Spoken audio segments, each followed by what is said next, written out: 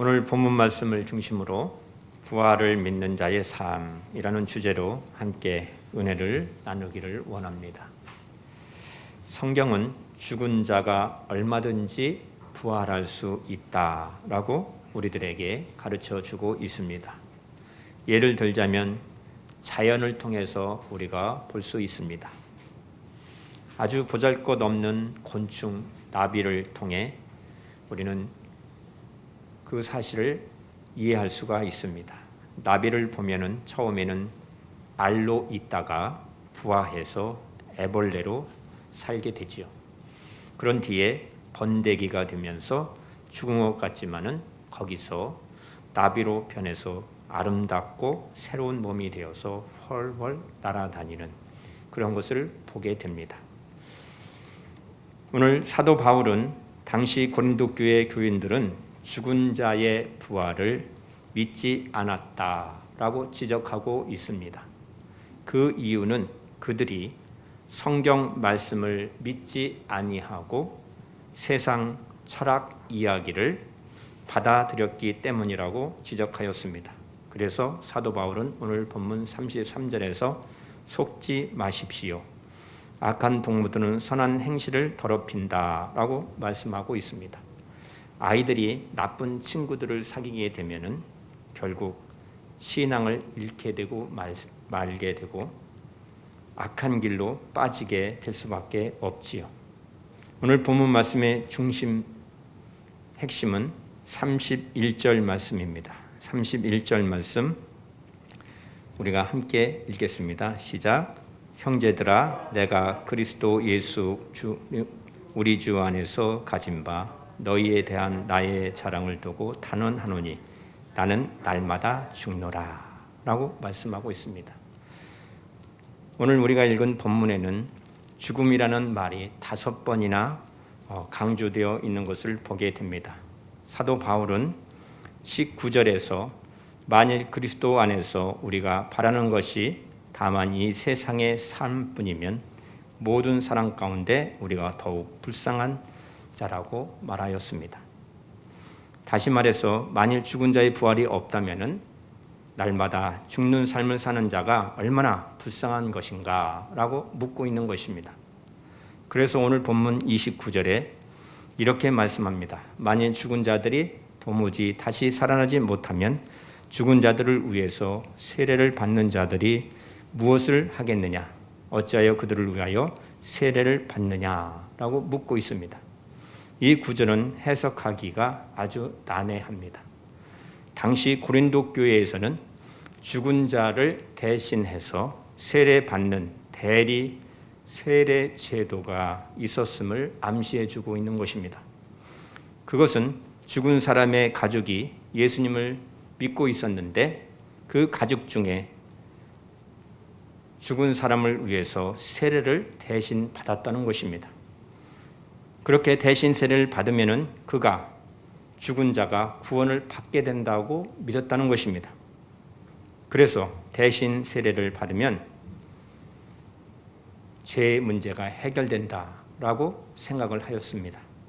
그 증거가 무엇입니까? 중세 시대에 죽은 자를 대신해서 면죄부를 사고 파는 그러한 일이 있었음을 우리가 볼 수 있습니다. 면죄부를 사면은 죄가 해결되는 것입니까? 결코 그럴 수가 없지요. 더 큰 문제는 세례를 주면서 사람들이 죽은 자처럼 세례를 받으면 자신도 죽는 것이다. 이렇게 죽음만 강조하고서 새 생명은 가르치지 않았다는 데 더 큰 문제가 있었던 것입니다. 여러분, 세례가 무엇입니까? 우리가 세례를 받으면서 우리의 옛 사람은 십자가에 죽고 새 사람은 살아난다라는 그러한 믿음을 가지고 세례를 받는 것입니다. 사도 바울은 제2의 인생을 살지 못한다면 세례 받는 것이 무슨 의미가 있느냐라고 질문을 하고 있는 것입니다. 그래서 사도 바울은 너희들은 죽은 자를 위해서 세례를 받으면서 죽은 자의 부활은 부정하는 믿지 못하는 그러한 모순을 범하고 있다라고 지적을 한 것입니다. 그래서 30절부터 32절에 또 어찌하여 우리가 언제나 위험을 무릅쓰리요? 형제들아, 내가 그리스도 예수 우리 주 안에서 가진 바 너희에 대한 나의 자랑을 두고 단언하노니 나는 날마다 죽노라. 내가 사람의 방법으로 에베소에서 맹수와 더불어 싸웠다면 내게 무슨 유익이 있으리요? 죽은 자가 다시 살아나지 못한다면 내일 죽을 터이니 먹고 마시자 하리라 라고 말씀하고 있습니다. 사도 바울이 나는 위험을 무릅쓰고 날마다 죽습니다 라고 말한 것은 바로 복음 전도자 바울 자신이 복음 사역을 하면서 직면하는 그 죽음의 그 위험을 들어서 부활을 믿는 자의 삶을 증거하고 있는 것입니다. 바울의 선교 여정은 죽음을 무릅쓰는 그러한 삶이 연속되었습니다.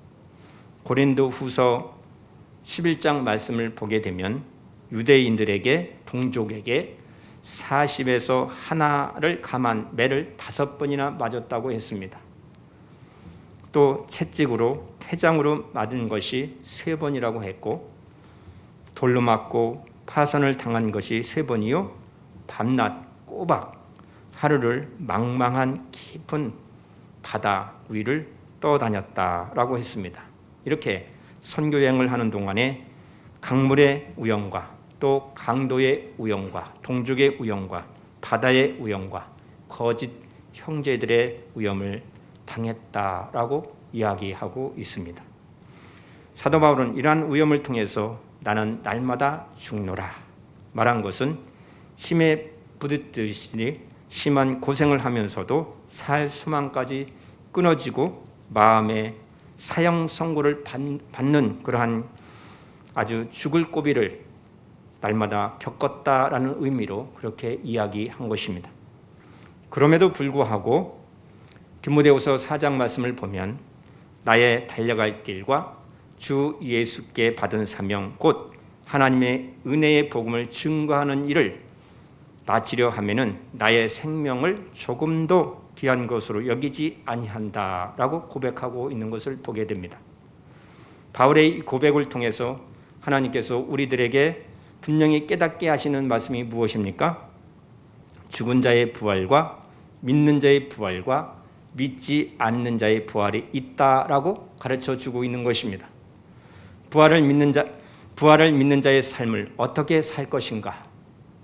우리에게 가르쳐 주고 있는 것입니다. 성경의 핵심 진리는 죽은 자의 부활이 있다라는 사실을 계속적으로 강조하여 가르쳐 주고 있습니다. 첫째는 죽은 자의 부활이 있다고 말씀합니다. 부활은 잠자는 자들이 깨어나는 것 같다라고 말씀합니다. 성경은 부활은 죽었다고 하는 것보다 잠자는 자들이라고 말하고 있습니다. 잠자는 자들은 깨어날 때가 분명히 있는 것이죠. 그리스도는 잠자는 자의 첫 열매가 되셨다라고 말씀합니다. 오늘 본문 말씀 23절, 24절을 보시면 그러나 각각 자기 차례대로 되리니 먼저는 첫 열매인 그리스도요 다음에는 그가 강림하실 때에 그리스도에게 속한 자요 그 후에는 마지막이니 그가 모든 통치와 모든 권세와 능력을 멸하시고 나라를 아버지 하나님께 바칠 때라라고 말씀했습니다. 두 번째는 먼저 믿는 자의 부활이 있다고 가르치고 있습니다. 믿는 자의 부활은 죽은 자와 산 자의 부활입니다. 바로 영생입니다. 죽은 자와 산 자의 부활을 성경에서 증거하고 있습니다. 부활이란 죽은 자가 살아나는데 성경은 산 자의 부활도 있다라고 증거하고 있습니다.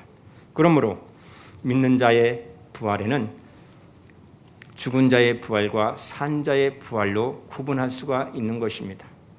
예수님께서 공중 재림하실 때에 먼저 살아나서 올라가는 것과 동시에 산 자가 썩지 아니할 신령한 몸으로 바뀌어 올라가는 것을 말씀하고 있습니다. 예수님이 재림하실 당시에 살아있는 사람들이 그렇게 된다는 것입니다. 요한복음 11장 25절과 26절 말씀을 보시면 예수님께서 말씀하십니다. 예수님께서 이르시되 나는 부활이요 생명이니 나를 믿는 자는 죽어도 살겠고 무릇 살아서 나를 믿는 자는 영원히 죽지 아니하리니 이것을 내가 믿느냐. 우리 모두는 예수님을 믿는 자가 되어 죽음도 살겠고 살아서 영원히 죽지 아니하는 그 영생을 얻었음을 감사하고 주님을 바라보는 삶을 살아야 합니다. 이 믿음으로 승리의 삶을 사는 저와 여러분 되시기를 주님의 이름으로 축복합니다. 세 번째 믿지 않는 자의 부활이 있다고 가르치고 있습니다. 계시록 20장 13절 말씀을 보시면 바다가 그 가운데에서 죽은 자들을 내주고 또 사망과 음부도 그 가운데서 죽은 자들을 내주매 각 사람이 자기 행위대로 심판을 받는다라고 말씀합니다. 죽음 이후의 세계에는 낙원, 천국과 음부, 지옥이 있다라고 성경은 말씀하고 있습니다. 믿는 자가 죽으면 육체는 땅에 묻힙니다. 영혼은 낙원으로 천국으로 올라간다고 말씀하고 있습니다. 그리고 믿지 않는 자가 죽으면은 육체는 땅에 묻히고 그 영혼은 음부에 떨어진다고 말씀하고 있습니다. 주님이 오시고 천년 왕국이 끝나면 예수님께서 흰 보좌에 앉으시고 심판하실 때에 오른편에 있는 자들은 생명책에 기록되어 있기 때문에 천국으로 올라간다는 것입니다. 이것이 생명으로의 부활입니다. 왼편에 있는 자들은 책들에 기록된 자기 행위대로 심판을 받아 불못의 지옥에 던져질 것이라고 말씀합니다. 이것이 심판의 부활입니다. 그러므로 누구나 어떤 사람이든지 하나님의 심판 때에 부활할 몸으로 서게 될 것이라는 것입니다. 그렇다면 과연 나는 생명의 부활입니까?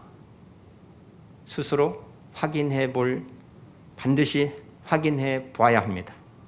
우리 성도님들은 예수님을 믿는 그 믿음을 가지고 있기 때문에 그 믿음으로 살기 때문에 생명의 부활이 되셨다는 사실을 믿고 감사하시기를 바랍니다. 주를 믿는 자는 어린 양의 생명책에 기록되어 있다라고 말씀했습니다. 믿지 않는 사람은 책들에 기록되어 그 모든 행위대로 심판을 받게 된다고 말씀했습니다. 그러므로 이 세상에서 영광을 다 누리는 악인들은, 불신자들은, 하나님을 거부하는 자들은, 말씀을 인정하지 않는 자들은, 부활을 믿지 못하는 자들은 불쌍한 사람이다 라고 가르치고 있는 것입니다. 죽으면 끝나는 것이라 생각합니다. 죽어도 그 몸이 살아서 반드시 피할 수 없는 심판을 받게 된다는 사실을 성경은 가르쳐주고 있습니다. 계시록 20장 14절과 15절을 보시면 사망과 음부도 불못에 던져지니 이것이 둘째 사망 곧 불못이라. 누구든지 생명책에 기록되지 못한 자는 불못에 던져지더라 라고 말씀하고 있습니다. 그렇습니다. 첫째 부활은 믿는 자의 부활입니다. 둘째 부활은 믿지 않는 자의 부활입니다. 또한 첫째 사망은 육신의 죽음입니다. 둘째 사망은 믿지 않는 자의 몸이 부활하여 불못 지옥에 던져진다라고 말씀하고 있는 것입니다. 이것이 바로 심판의 부활임을 가르쳐주고 있습니다. 부활이 없다면 믿음을 믿는 사람은 누구보다 불쌍한 자요, 또 믿음도 헛것이 되는 것이요, 죄의 문제도 해결되지 못하는 것입니다. 부활이 없다면 모든 것이 무너지고 마는 것입니다. 그러나 예수님이 부활하심으로 잠자는 자들의 첫 열매가 되셨다고 말씀하고 있습니다. 그래서 우리도 다시 살아난다는 이 소망을 가지게 된 것입니다. 또한 부활을 믿는 사람들은 모든 의심과 절망을 이기고 확신과 기쁨으로 나아가게 되는 것입니다. 부활을 믿지 않는 세상은, 그런 사람들은 죽음으로 그리스도인들을 위협하게 되는 것입니다. 도무지 살아날 수 없기 때문에 절망 가운데 이 세상 중심으로 살아가게 되는 것입니다. 그래서 죽음의 위험 앞에서 두려워 떨게 되는 것입니다. 그러나 믿는 사람들은 죽음 앞에서 영원한 하나님의 나라를 소망하고 볼 수 있기 때문에 주님께서 나를 인도하시는 그 은혜 가운데 죽음을 맞이하게 되는 것입니다. 사도 바울은 나는 날마다 죽는다라고 고백했습니다. 이 고백 가운데는 그 죽음을 두려워하지 않는다라는 의미인 것입니다. 왜 두려워하지 않습니까? 부활을 믿기 때문인 것입니다. 영생하기 때문인 것입니다. 그래서 어떠한 고난도, 심지어 죽음의 위험 속에서도 두렵지 않는 복음 사역을 감당하였던 것입니다. 부활에 대한 소망이 이렇게 큰 능력이요 힘이었기 때문에 자기에게 주어진 사도의 사명을, 부활의 복음을 증거하면서 많은 사람들을 하나님께로 인도하는 사도가 되었던 것입니다. 부활에 대한 믿음은 바로 우리의 믿음인 것입니다. 우리의 삶을 깨어나게 하는 것입니다. 내일 죽을 사람처럼 오늘 먹고 마시면서 즐기는 삶에 물들지 아니하고 깨어 있어서 의를 행하고 하나님의 뜻을 날마다 구하고 죄를 멀리하는 그러한 삶을 살게 되는 것입니다. 그래서 부활을 믿는 성도들의 삶이 부활을 믿지 않는 사람들과 분명히 달라야 하는 것입니다. 세상은 내일 죽을 것이니 먹고 마시고 즐기자라고 말한다면 부활을 믿는 성도들은 죽음이 끝이 아니기 때문에 주님의 영광을 위해서 우리는 먹고 마셔야 된다. 주를 위해서 모든 일을 행한다라는 사실을 성경은 우리들에게 강조하고 있는 것입니다.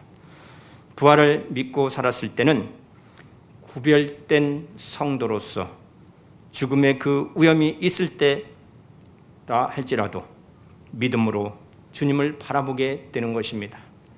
코로나 확산으로 인하여서 다시 사람들의 생활이 주춤하고 있습니다. 또 주변에 있는 사람들이 코로나 때문에 건강했던 사람이 하루아침에 생명을 잃는 그러한 일도 보게 됩니다. 죽음 후에는 영원한 천국, 영생이 있다는 사실을 성경은 분명히 우리들에게 가르쳐 주고 있습니다. 그 사실을 믿고 나에게 주어진 사명을 믿음으로 감당한 것이 바로 아름다운 성도의 모습인 것입니다. 오늘날 우리 사회의 특징 중 하나는 너무나도 급변한다는 것입니다. 불확실성이 더 커진다는 것입니다. 이는 4차 산업혁명이라는 용어를 쓰기도 하고 5G 시대 같은 새로운 그런 용어들이 보여주고 있습니다. 그래서 현대인들은 매일 빠르게 쏟아지는 그러한 정보, 여러 가지 변화에 대처하기가 참으로 어려운 그러한 시대에 피곤하면서 살고 있습니다. 어떻게 하면은 우리 그리스도인들이 이렇게 격변하는 세상이 누르는 그 무게를 다 이겨낼 수 있을까요? 하는 것입니다. 하나님께서 사도 바울을 통해서 그 해답을 주시는데 그러한 상황이 있다 할지라도 흔들리지 않는 부활 신앙을 가지고 살 것을 가르쳐주고 있는 것입니다. 주후 1세기 중엽에 사도 바울은 죽은 자들의 부활에 대한 그 논쟁으로 인하여서 어지러운 문제로 교회가 분열되고 또 서로 분쟁하고 하는 그러한 고린도 교회에 보낸 첫 번째 편지 고린도 전서, 특히 오늘 15장 말씀에서 제기된 부활 문제에 대하여 그 해답을 제시해 주고 있습니다. 그 문제는 두 가지입니다. 하나는 죽은 자의 부활이 정말 일어나는지 그 여부에 대한 문제를 12절에서 말씀을 하고 있고, 다른 하나는 죽은 자들이 어떻게 다시 살아나면 어떤 몸으로 부활할 하는가에 대한 말씀이 35절에 기록되어 있습니다. 누가 묻기를 죽은 자들이 어떻게 다시 살아나며 어떠한 몸으로 오느냐, 그 질문에 대하여 다음 시간에 말씀을 나누게 될 것입니다. 첫 번째 문제에 대한 해답은 그리스도께서 죽은 자 가운데서 부활하신 첫 열매가 되셨다라고 20절에서 답을 주고 있습니다. 뿐만 아니라 많은 사람들이 부활하신 주님을 보았다라고 지난 시간에 우리가 확인하였습니다. 두 번째 문제에 대한 해답은 육신의 몸은 죽지만은 영의 몸, 신령한 몸으로 다시 살아난다라는 말씀이 44절에서 답을 주고 있습니다. 그러니까 십자가를 지시고 부활하신 주 예수 그리스도는 부활 후에 제자들에게 나타나셨습니다. 그 말씀을 잠자는 자들의 첫 열매가 되셨다라고 말씀하고 있습니다. 그래서 45절에는 죽은 자들을 살려주는 영이라고 그렇게 증거하고 있는 것입니다. 어떻게 해서든지 부활에 이르고 싶은 그 갈망, 그 믿음으로 삶을 살아야 됨을 우리들에게 가르쳐주고 있는 것입니다. 부활은 지금 내 삶과 결코 떨어져 있지 않은 것입니다. 내 삶을 움직이는 강력한 능력인 것입니다. 그래서 사도 바울은 나는 날마다 죽노라 라고 고백할 수 있었던 것입니다. 33절부터 34절을 다시 한번 보시면 속지 말라, 악한 동무들은 선한 행실을 더럽히나니 깨어 의를 행하고 죄를 짓지 말라. 하나님을 알지 못하는 자가 있기로 내가 너희를 부끄럽게 하기 위하여 말하노라. 속지 않는 길, 똑바로 정신을 차리고 죄를 짓지 않는 길이 무엇일까요? 날마다 부활로 살고 싶은 강력한 고백이 나에게 있어야 되는 것입니다. 이것이 부활 소망이 있는 자의 인생관인 것입니다. 부활을 믿는 성도들의 삶의 결론은 다음 시간에 자세하게 볼 텐데 58절 말씀입니다. 58절 말씀을 우리 함께 읽겠습니다. 15장 58절 시작. 그러므로 내 사랑하는 형제들아 견실하며 흔들리지 말고 항상 주의 일에 더욱 힘쓰는 자들이 되라. 이는 너희 수고가 주 안에서 헛되지 않는 줄 알미라. 아멘. 성경은 깨어 있으라고 말씀하고 있습니다. 우리 성도님들은 영적으로 깨어 있어서 날마다 하나님의 뜻을 찾고 구하고 하는 데에 더욱더 노력하시기를 바랍니다. 마귀에게 속지 않는 삶을 살아야 합니다. 우리가 신앙생활을 잘 하다가도 마귀에게 속아서 다시 의심하게 될 때가 얼마나 많은지 모릅니다. 하나님, 오늘 또 나는 죽습니다. 이 신앙 고백을 가지고 부활하신 주님으로 주님과 함께 동행하는 저와 여러분 되시기를 바랍니다. 완전한 부활에 이르기까지 주님 오실 때 영원한 천국으로 들어갈 때까지 주님을 바라보면서 날마다 죽고 날마다 부활로 살게 하는 그러한 성도가 되게 하옵소서. 이러한 기도 가운데 하루를 시작하고 하루를 마무리하는 성도님들 되시기 바랍니다. 부활의 소망이 주님의 일을 하는 데 있어서 모든 노력과 희생을 가치 있는 일로 만들어 가는 것입니다. 주님의 이름으로 행한 어떠한 일도 영원한 영광과 보상이 될 것이라고 분명히 말씀하고 있습니다. 이 땅에서 날마다 하나님 나라의 삶을 누리는 저와 여러분 되시기를 주님의 이름으로 축복합니다. 기도합니다.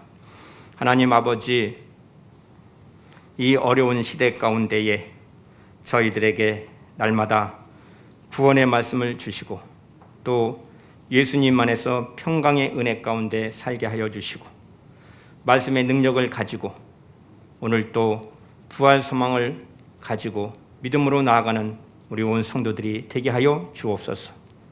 이러한 시대 가운데에 절대로 흔들리지 않게 하여 주시고 굳건한 부활 신앙을 가지고 교회를 위해서, 가정을 위해서, 또 이웃을 위해서, 세상을 위해서 하나님의 일을 감당하게 하시고 부흥의 은혜를 더하여 주셔서 이 세상의 빛과 소금이 되어 복음을 증거하여 생명을 살리는 교회가 되게 하여 주시옵소서.